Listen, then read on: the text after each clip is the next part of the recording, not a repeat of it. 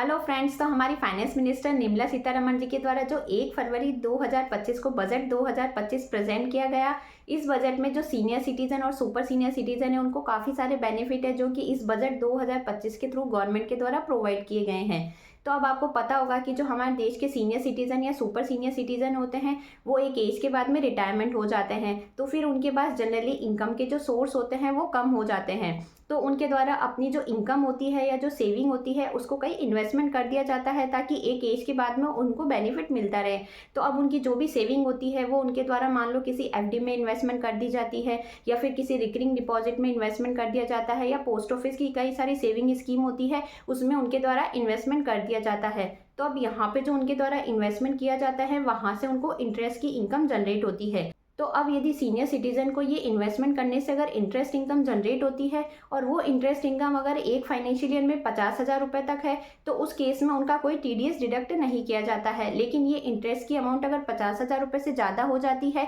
तो फिर बैंक के द्वारा उनका 10% से टीडीएस जो है वो डिडक्ट किया जाता है। तो अब यहाँ पे बजट 2025 में गवर्नमेंट के द्वारा सबसे बड़ी रिलीफ प्रोवाइड की गई है कि ये 50,000 रुपये की जो लिमिट है उसको इंक्रीज करके गवर्नमेंट ने 1,00,000 रुपये कर दी है। तो अब यहाँ पे जो सीनियर सिटीजन है उनको अगर मान लो पोस्ट ऑफिस से या आरडी से या फिर सेविंग अकाउंट से कोई इंटरेस्ट इनकम जनरेट हो रही है और वो एक फाइनेंशियल ईयर में अगर 1,00,000 रुपये तक है तो उस केस में उनका कोई भी टीडीएस जो है वो डिडक्ट नहीं किया जाएगा। अब मान लो यदि जो सीनियर सिटीजन है उनकी एक फाइनेंशियल ईयर में केवल इंटरेस्ट से ही इनकम है और वो इनकम मान लो अगर 4,00,000 रुपये से कम है तो उस केस में उनके पास ये ऑप्शन रहता है कि उनकी जो ये इंटरेस्ट की इनकम है उस पर बैंक के द्वारा टीडीएस डिडक्ट ना किया जाए। तो वो क्या कर सकते हैं कि बैंक में फॉर्म 15H जो है वो सबमिट कर सकते हैं। तो उस केस में फिर बैंक के द्वारा उनका टीडीएस डिडक्ट नहीं किया जाएगा, क्योंकि होता क्या है कि जब बैंक के द्वारा टीडीएस डिडक्ट कर दिया जाता है तो उस केस में हमको अपना रिफंड क्लेम करने के लिए आईटीआर फाइल करनी पड़ती है। तो उस केस में आप आईटीआर फाइल करने से बच सकते हैं यदि आपकी इनकम 4,00,000 रुपये से कम है।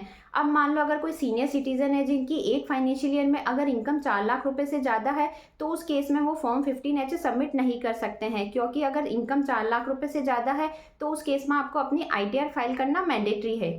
साथ ही बजट 2025 में गवर्नमेंट के द्वारा सीनियर सिटीजन को एक और गिफ्ट है जो कि प्रोवाइड किया गया है कि यदि सीनियर सिटीजन की सिर्फ पेंशन की इनकम है और वो पूरी पेंशन की इनकम जो है वो एक फाइनेंशियल ईयर में 12,75,000 रुपये तक है तो वो इनकम जो है वो पूरी एग्जेम्प्ट है, यानी कि उस इनकम पर आपको कोई भी टैक्स का पेमेंट नहीं करना है। अब वो कैसे नहीं करना है, तो 12,00,000 रुपये तक की इनकम पर आपको 60,000 रुपये तक की रिबेट का बेनिफिट अलाउड हो जाता है और साथ ही पेंशन की इनकम पे आप 75,000 रुपये की फ्लैट स्टैंडर्ड डिडक्शन जो है वो क्लेम कर सकते हैं। तो इस तरीके से आपकी 12,75,000 रुपये तक की जो इनकम है वो एग्जेम्प्ट हो जाती है। लेकिन कई सारे सीनियर सिटीजन ऐसे भी होते हैं जो कि एक एज के बाद में रिटायरमेंट हो जाते हैं, तो कई पार्ट टाइम वो जॉब करते हैं या फिर उनके द्वारा खुद का कोई बिजनेस है जो कि स्टार्ट किया जाता है या फिर मान लो वो शेयर मार्केट में ट्रेडिंग करते हैं। तो अब यदि आप शेयर मार्केट में कोई ट्रेडिंग कर रहे हैं और वहाँ से अगर आपको कोई इनकम जनरेट हो रही है तो एक चीज़ आपको ध्यान रखनी है कि शेयर मार्केट की इनकम पे आपको ये जो 60,000 रुपये की रिबेट है इसका बेनिफिट नहीं मिलेगा। यानी कि अगर आपकी इनकम 4,00,000 रुपये से ज़्यादा है तो उस केस में आईटीआर तो आपको फाइल करना मैंडेटरी है ही।